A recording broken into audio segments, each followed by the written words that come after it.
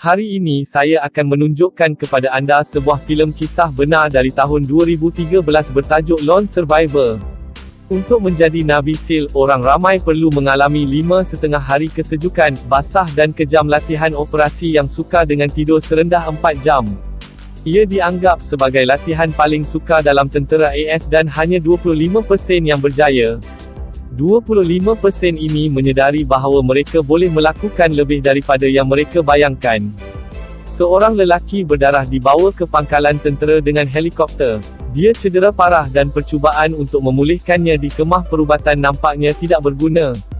3 hari lebih awal, pada sinar pertama, Danny berlumba dengan ketua pasukannya Mike di sekitar pangkalan mereka. Pada peringkat akhir perlumbaan, Mike muncul di atas dan Marcus berkata dia menang sesaat. Matt menyertai mereka dan bertanya siapa yang menang dan kemudian mencadangkan penalti untuk yang kalah. Kumpulan itu, sebulat suara memutuskan untuk mencukur kepala Danny. Skuad Mike dimaklumkan bahawa mereka mempunyai misi dan akan datang ke mesyuarat itu diberi taklimat. Sila like dan subscribe channel kami. Terima kasih. Alamat misi mereka adalah untuk menangkap dan membunuh Ahmad Shah. Dia adalah komander kanan Taliban yang bertanggungjawab membunuh Marin di timur Afghanistan, serta penduduk kampung dan pelarian yang membantu tentera Amerika. Dia adalah sasaran utama mereka. Ahmad boleh dikenal pasti dengan fakta bahawa dia tidak mempunyai cuping telinga. Kapten menerangkan rancangan itu dan mereka akan mempunyai pasukan tindak balas yang cepat dalam keadaan siap sedia, tetapi mereka perlu berhati-hati, kerana komunikasi mungkin sukar di kawasan itu. Skuad 4 orang Mike akan bertanggungjawab dalam misi itu. Helikopter Chinook dan Apache tiba tepat pada masanya untuk mengambil tentera. Mereka dikerahkan ke rantau ini di bawah perlindungan malam dan perlu berjalan selama kira-kira 4 jam untuk sampai ke kampung tempat Ahmad sepatutnya berada. Semasa pasukan merentasi pergunungan, mereka menyampaikan kedudukan mereka ke pangkalan setiap jam. Komunikasi semakin tersekat apabila semakin hampir dengan kampung Ahmad. Pada pusat pemeriksaan terakhir mereka, komunikasi tidak berfungsi sepenuhnya, namun entah bagaimana mereka masih dapat menyampaikannya maklumat bahawa mereka berada dalam kedudukan. Mereka mencari tempat untuk menggali dan melihat-lihat kampung. Semasa di sana, mereka menemui Ahmad, yang mereka kenali kerana dia tidak mempunyai cuping telinga. Malangnya, terdapat lebih ramai tentera musuh daripada maklumat yang telah mereka berikan. Mike bertanya kepada Marcus jika dia boleh mengambil pukulan itu, tetapi dia tidak mahu mengambil risiko. Pasukan itu berundur untuk tidur sebentar, meninggalkan Danny untuk berjaga-jaga. Tidak lama kemudian, Danny mendengar seorang pengembala kambing berhampiran mereka dan kumpulan itu bangun. Kambing itu diketuai oleh 3 orang pengembala. Kumpulan itu berharap untuk kekal tanpa disedari. Malangnya, salah seorang pengembala tersandung kaki Marcus dan kumpulan itu cepat menangkap ketiganya dan mengikat mereka. Danny cuba menghubungi pangkalan, tetapi disebabkan isyarat yang lemah dia tidak menerima sebarang respons. Penggembala adalah sebahagian daripada Taliban.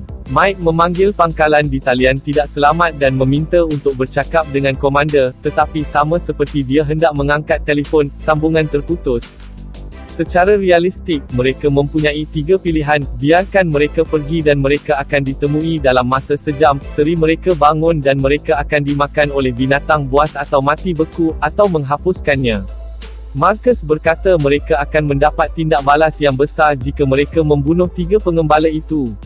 Matt masih fikir mereka perlu membunuh mereka kerana misi mereka adalah untuk menghapuskan Ahmad, tetapi Mike melangkah masuk dengan keputusan muktamad untuk membatalkan misi. Mereka harus melepaskan pengembala, sampai ke puncak gunung dan Danny akan panggil asas untuk ekstrak. Pasukan itu melepaskan penggembala dan menuju ke atas gunung, dengan Marcus masih memerhati di belakang. Tidak pasti sama ada mereka membuat keputusan yang betul dan seberapa cepat maklumat itu akan dihantar kepada pasukan Taliban. Salah seorang budak lelaki itu turun ke kampung secepat mungkin. Apabila di puncak, mereka menyedari ia adalah sidang kemuncak yang rosak. Danny cuba menghubungi pangkalan, tetapi tidak berjaya. Matt terus merungut bahawa ini adalah tempat yang tidak baik untuk dilalui. Mereka memutuskan untuk turun ke garisan pokok dan menunggu matahari terbenam, kemudian meneruskan berjalan kaki. Memandangkan pasukan Mike telah terlepas 3 tingkap komunikasi dengan pangkalan, komander memutuskan untuk menghubungi pegawai atasannya dan beritahu dia mungkin ada masalah. Di pokok-pokok, pasukan terus mengawasi sekeliling. Mac perasan pergerakan, dan Mike pergi untuk memeriksa perimeter. Mereka dikelilingi dan lokasi mereka terjejas. Dia memberitahu pasukan bahawa mereka tidak lama lagi akan berhubung dengan tentera musuh yang jauh melebihi bilangan mereka. Marcus membidik tepat dan melepaskan pukulan pertama. Pasukan Taliban kini tahu lokasi sebenar mereka. Tembak-menembak berlaku. Pasukan Mike berjaya mengurangkan bilangan musuh, tetapi apabila mereka diserang daripada berbilang sisi, mereka mengalami kecederaan serius. Radio mereka musnah akibat tembakan. Dengan senapang mesin, pasukan musuh menjatuhkan Marcus dan Mac, dan seluruh kumpulan kelihatan untuk jalan keluar yang selamat.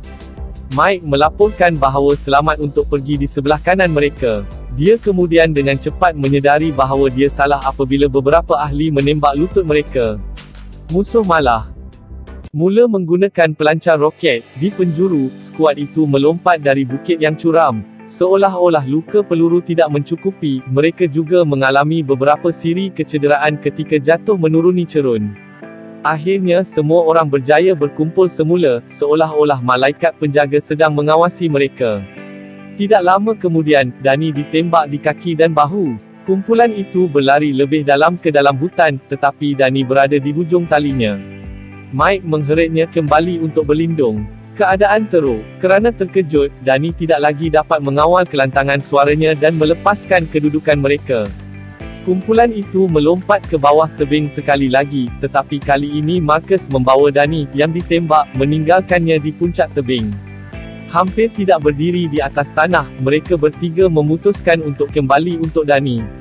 Mereka mendapati beberapa perlindungan dan Mac perlahan-lahan memilih tali sementara Mike memberitahu Marcus dia pergi ke tebing untuk cuba mendapatkan isyarat untuk komunikasi.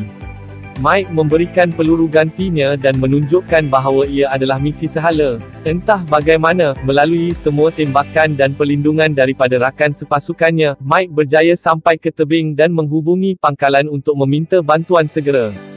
Apabila dia bangun, dia dipenuhi dengan peluru dan Danny mengalami nasib yang sama. Kepada isyarat kecemasan, pangkalan hadapan menghantar 2 helikopter Chinook ke lokasi kumpulan, atau lebih tepat, lokasi 2 lelaki. Malangnya mereka telah menghantar helikopter Apache pada misi lain dan tidak mendapat sokongan untuk Chinooks, tetapi mereka masih meneruskan. Realiti segala-galanya perlahan-lahan berlaku untuk mereka berdua dan kerana Mac cedera parah dan percaya dia seterusnya. Dia meminta Marcus untuk memberitahu isterinya betapa dia mencintainya, tetapi sebaik sahaja Marcus berkata dia akan melakukannya tidak mati, mereka diletupkan dengan peluru berpandu. Apabila semua harapan seolah-olah hilang untuk mereka berdua, 2 orang Chinook tiba dan memberi mereka kekuatan untuk bertahan sedikit lagi. Dalam percubaan untuk menghantar SEAL ke dalam pertempuran, harapan tidak bertahan lama sebagai salah satu helikopter terkena RPG dan meletup di tebing, membunuh semua orang di atas kapal. Tidak mahu mengalami nasib yang sama, Chinook yang lain terbang, meninggalkan yang cedera parah Marcus dan Mac untuk menjaga diri mereka sekali lagi. Mereka terdesak. Tidak lama kemudian, Mac juga kehilangan nyawanya. Marcus ditembak dengan pelancar roket dan mendarat di bahagian bawah celah tempat dia mampu bersembunyi daripada pejuang Taliban. Helikopter Apache tiba agak lewat, dan melihat tiada musuh di darat, ia memerlukannya tidak lama selepas itu.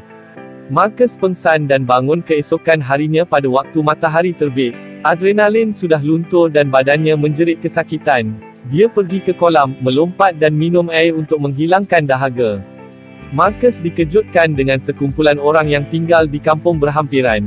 Dia memegang bom tangan di tangannya dan mengancam mereka, tetapi penduduk kampung, Gulab, menawarkannya tangan membantu. Kumpulan itu membawanya ke rumah mereka di sebuah kampung, di mana dia ditunjukkan kedudukannya pada peta dan salah seorang penduduk tidak berpuas hati dengan kehadiran askar Amerika, kerana mereka semua boleh dihukum mati jika mereka menolongnya. Tidak memahami apa-apa yang diperkatakan, Marcus sekali lagi memegang bom tangan itu tangan dan berkata, "Jika saya tidak pulang, anda tidak pulang." Marcus masih teragak-agak kerana dia tidak tahu mengapa Gulab membantunya, tetapi tidak pilihan lain, dia memberi Gulab nota untuk dihantar ke pangkalan. Gulab menghantar seorang lelaki gunung ke pangkalan udara Amerika terdekat untuk memaklumkan kepada pasukan tentera tentang keberadaan Marcus. Pasukan Taliban mencari darah Marcus dan mengikuti jejak untuk mengetahui dia mesti masuk kampung. Gulab cuba bercakap sedikit tentang pemberontak, tetapi mereka tidak mendengar. Marcus dibawa keluar ke sebatang pokok di mana dia akan dipancung. Ketika pemberontak hendak memenggal kepala Marcus, Gulab dan penduduk kampung yang lain campur tangan dan mengancam untuk membunuh pejuang jika mereka membahayakan Marcus. Pejuang Taliban berundur dan penduduk kampung membawa Marcus kembali ke rumah ketika diam bertengkar tentang apa yang akan berlaku kepada mereka sekarang. Marcus pengsan dari kesakitan dan Gulab dan anaknya menjaganya. Keesokan harinya, pemberontak sedang bersiap sedia untuk menyerbu kampung. Marcus bangun dan diberi air dan makanan, masih keliru mengapa orang kampung menolongnya. Dinding rumah diletupkan dan mereka diserang. Sementara itu, pangkalan hadapan telah menerima surat Marcus dan menghantar helikopter ke kampung. Penduduk kampung lebih ramai dan kalah bersenjata dan tidak berpeluang. Marcus ditemui dan melawan pemberontak. Nasib baik, budak kecil itu menghulurkan pisau kepadanya dan dia memenangi pusingan ini. Tentera Amerika tiba tepat pada masanya untuk menumpaskan pejuang Taliban. Perimeter diamankan. Mereka menemui Marcus dan membawanya ke helikopter, tetapi dia berhenti untuk mengucapkan terima kasih kepada Gulab dan anaknya. Dia berhutang nyawa kepada mereka. Kembali ke pangkalan, Marcus dibawa ke kemah perubatan dan dia menceritakan bahawa dia meninggal dunia gunung bersama saudara-saudaranya, tetapi sebahagian daripadanya masih hidup. Red Wings, misi malang untuk membawa keluar pemimpin Taliban Ahmad Shahid di Afghanistan sekitar Jun 2005. Penduduk kampung bersetuju untuk membantu Latrell sebagai sebahagian daripada kod penghormatan tradisional yang dikenali sebagai Pashtunwali. Tamat. Terima kasih kerana menonton. Terima kasih kerana menonton channel kami. Tolong beri sokongan anda dengan layari peti deskripsi channel ini di bawah. Sokongan anda sangat diperlukan untuk channel ini terus beroperasi. Sila like dan subscribe channel kami. Terima kasih.